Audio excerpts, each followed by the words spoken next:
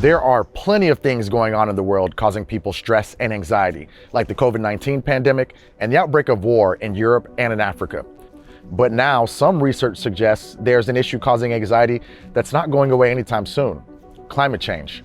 Turn now to a growing mental health concern that's tied to climate change. There's a real problem now with mental health and climate anxiety. Climate anxiety. Climate anxiety. A recent international study concluded that a majority of young people are experiencing high levels of psychological distress from climate change and governmental inaction on the growing crisis. A simple way of thinking about climate anxiety is what aspect of anxiety in the normal sense for us is evoked by climate change. Anxiety is a natural emotion that we all humans have, right? Which is basically an apprehension about some future threat.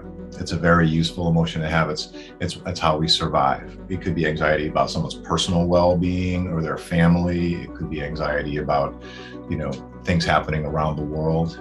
So it's essentially a meeting of two things: our natural tendency to be anxious about threats that we don't quite know about, and this huge thing, this hyperobject of climate change.